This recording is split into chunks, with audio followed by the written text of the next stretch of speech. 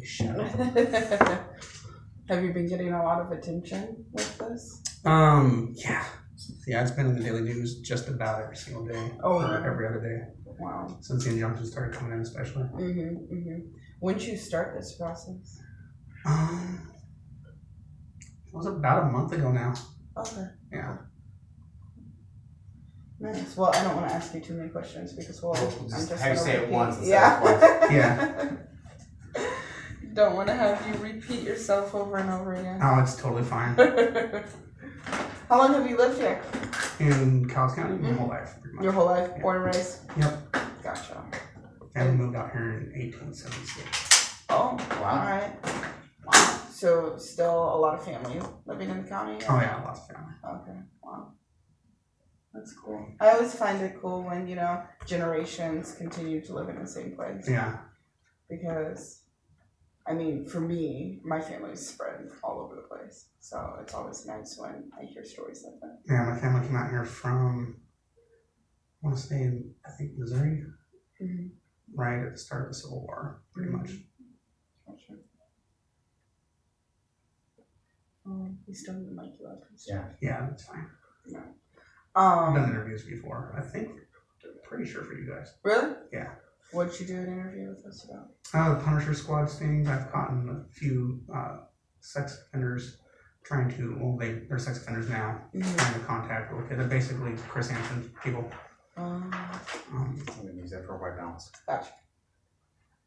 When was that? What year was that? That was started about 4 years ago. Okay. I haven't done one since Matthew Minthorn. I'm going to have you take this, just drop it down your shirt. We're going to the bottom. Matthew Minthorn case took 17 months to get through the courts. Gotcha. So. If you just want to pull the wire all the way, Oh. then I'll clip this on your collar.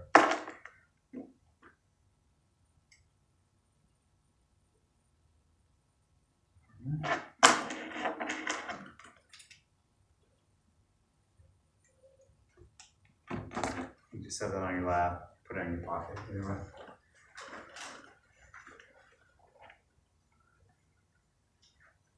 Alright, Glenn, if you'll hold up that piece of paper, I'll just write down a little bit.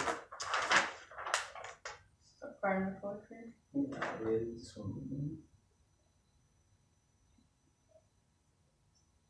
Yeah, that should work.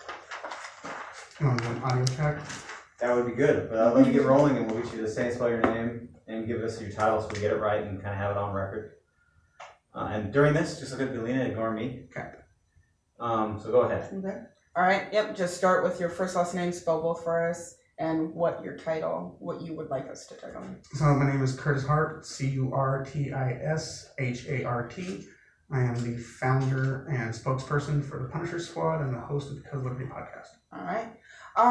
Talk a little bit about, you know, putting in a public records request to get all these names for first level offenders. You know, what was going through your mind at the time? Why did you want to do this? So when I was in the member of the Punisher Squad, we did a sting on an individual named Matthew Minthorn who attempted to reach out to an 8-year-old girl. He's a man in his 30s. He tried to get her to do some very disgusting things. We took that case. It took 17 months to get through the courts. He ended up not doing any jail time, pretty much hardly at all. When it first happened, they arrested him. He was bailed out a couple hours later. At the end of the court time, he ended up getting 0 days in jail. They gave him a bunch of community service that he had already completed. So basically nothing happened to him. I kept on going on the offender watch list to find out his sex offender information, and it was not populating. So I called up the sheriff's department to ask when they were going to upload that, and that's when they let me know that there was no sex offenders that are level 1s available on any state websites because the legislature just doesn't mandate that. So I decided that people ought to be able to easily obtain all the sex offenders, you know, information. So I did a records request for all the level 1s that are in Cowlitz County. You know, for playing devil's advocate for people who say, well, it's a level 1 offense, you know, these are the least likely people to reoffend and to put, you know, the public in danger. What's your response to that? I find that to be a fallacy. I was a caregiver. I took care of a level 1 sex offender years ago. He ended up reoffending, and it was me that he admitted it to. And just the very fact that it should be public information, it is apparently public information, but it's not easily obtainable by the public. So a parent that wants to send their kid to a birthday party and they want to make sure that it's safe there, they would have to go down to the sheriff's office between the hours of 9 and 5 during business hours when most people are working. They have to put in a records request that would take 3 to 4 weeks to get. They would have to hope that the offender doesn't serve them injunctions like they did to me. And they would have to take into account that these sex offenders are going to know that these people are looking into them. So let's say you want to look into somebody, you don't really want them to know if you're looking into them. Well, they are going to find out. And, my list was going to be a complete list. And parents shouldn't have to put themselves in that situation. The state should have mandated that all level 1 sex offenders are listed on the state website. But the legislatures up in Olympia, they just didn't feel like that was necessary for whatever reason. Mm-hmm. So, with this list, what do you plan to do with this list? I'm going to make a website, and it's going to be very similar in nature to the offender websites that the state already keeps up. There's going to be links so that people can look at the RCWs. There's going to be, basically a list just like the state keeps, except it's going to be for level 1 so that people can go. I'm eventually going to be adding links to all the other sex offenders that are in the county, so that it's just all right there. So you don't have to search the internet for what crimes are sex offenses, what crimes aren't. A lot of people think that most of the people that are on the list, is what I've been told on social media a lot, is that the people that are on level 1 sex offenders are mostly people that have gotten in trouble for public urination, which public urination in Washington State is not a sex crime. It's an infraction. Indecent exposure is a sex crime if you happen to expose yourself to somebody that is 14 and under, and it has to be obscene. Why are you so passionate about this? Why is this so important for you? I'm a liberty advocate. I don't think that anybody should have to be made a victim. I believe in making yourself not a victim to begin with. Somebody who was growing up shouldn't ever have to wonder how much more normal they would be had they not been a victim of some kind of sex abuse. As far as the injunctions, how do you feel about that? Are you confident that you'll be able to fight those? Where are you with that? So this type of thing has already been put out as a records request by a woman named Donna Zink, who was a city councilwoman over in Eastern Washington. She asked for the state database from the Washington State Patrol. It contains 21,000 names of all the level 1 sex offenders in Washington State. That went all the way to the state Supreme Court, and they decided that the records for level 1 sex offenders are not exempt. And so as long as the judge follows the law, I should get my records. Mm-hmm. Did you expect the injunctions? Is this kind of a roadblock that you thought you would encounter? Once I found out that they were informing the sex offenders that I made the list, then I did expect some injunctions. I didn't know that they informed the offenders at all until I started receiving messages on Facebook from the people that were on the list, which, sex offenders are not allowed on Facebook. I started receiving messages from sex offenders over Facebook, and the whole reason that even happens is because they're not made public, so people wouldn't have any idea that they were sex offenders in the first place. Mm-hmm. What kind of response have you been getting? It's mostly been very, very positive from the community. There's been a handful of people that are saying that, that these people are just trying to live their lives, that they shouldn't be made available to the public, that I'm just trying to ruin their lives again. And that's not at all what I'm doing. And when, the vast majority of those people also contacted me through private messages, told me their stories about how basically they know somebody that's on the sex offender list. They blamed victims for lying about their age. They said that, there was people on the list that were in relationships with somebody, and when they broke up, the parents didn't like it, so that they reported them, and for those people, for the most part, there's personal responsibility at play.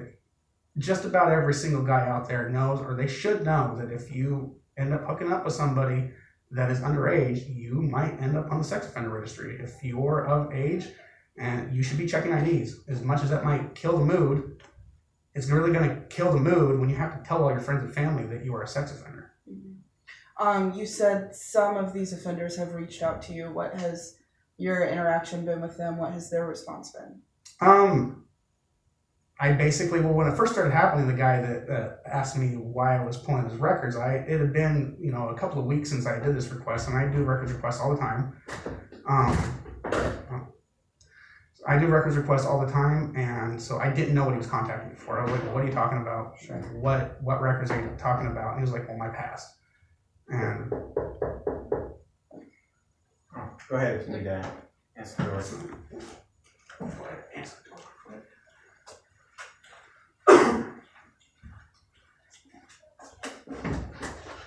Hello. No, it's fine. Oh. Unlock the door.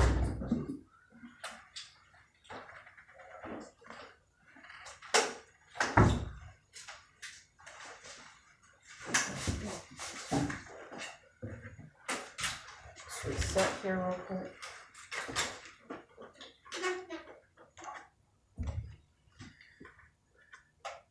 Get back in focus. And all right, I'm good. All right, so you were talking about, the offenders that have reached out to you. So for the most part, the offenders that reached out to me, they asked me why I was pulling the records. I didn't realize who they were, what they were talking about until they're like, well, my past. And I was like, okay, well, you're not supposed to be on Facebook. You're a sex offender. You shouldn't be contacting me through this medium at all. I got the first day, probably about half a dozen messages from people wanting to know why I was pulling the records, and I was just upfront with them. I said, I'm making a sex offender database to put your information out, just like the level 2s and 3s. And I mean, what was the reaction? They all blocked me. Okay. Once they found that out. Okay. Did you have words with any of them, or did some of them try to plead their case about why this is bad, or any? A few of them did. They had their time in court to plead their case. If they had sexual relations with somebody that was underage, that's not my fault. They should have checked IDs.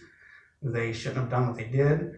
A lot of people think that what you did is dependent on how you get on level 1. They think that the people are all there for statutory rape, which isn't a thing in Washington State. It's called child rape in the 3rd degree. It's for anybody that is under 16, is between the ages of 14 and 16 is child rape in the 3rd degree. So, they shouldn't have done what they were doing. There's a 48-month age gap. And frankly, that's not my problem that they decided to not follow the law, that they got themselves on this list. So I just, sorry, you're either a sex offender or you're not. And, the parent shouldn't have to wait 3 to 4 weeks, give their name to a sex offender to find out if this place is safe to send our kids to a birthday party or whatever they're planning on doing. For people who say this may put them at risk, having a list, having their names out there in the public may put them at risk for being harmed. Are you concerned at all about that? Not really. The Sheriff Nelson, the current sheriff for Cowlitz County, made a comment in the Daily News that people don't generally go out and target level 2s and 3s for harassment.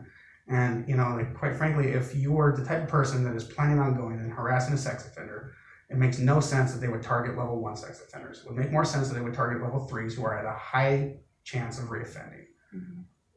And it's also worth noting that people that are on level 2s and 3s, if you're good long enough, you can get your level bumped down to a level 1 eventually. You have to be, I believe it's either 5 to 7 years, something like that. You have to complete a polygraph test. You have to have, decent housing and a job, and you can get removed from level 3 down to 2 down to 1 eventually. So there's the whole idea that the people that are on level 1s were just there for having too young of girlfriends or public urination. That public urination thing is just a complete fallacy.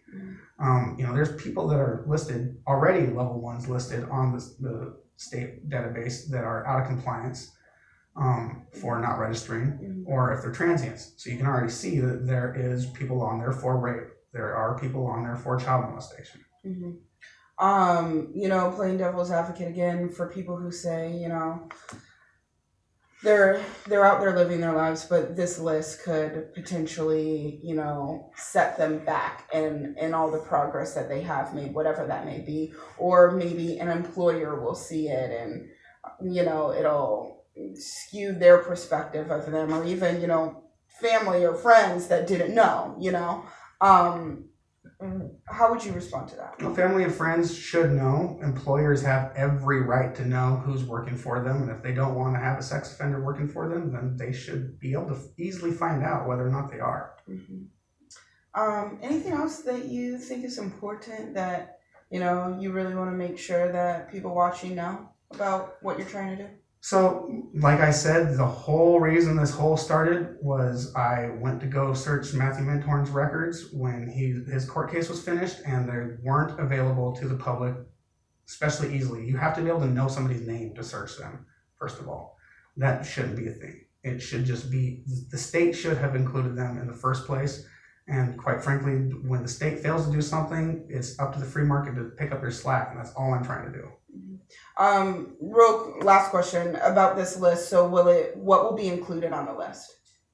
Pretty much all the names. So names, but Okay, age, so address. My request was for names of the offenders, ages of the offenders, ages of the victims, address, picture of the offender, and pretty much what they did. Charges that they're originally charged with, and the crimes that they were actually convicted of. What kind of difference do you think this will make if you're able to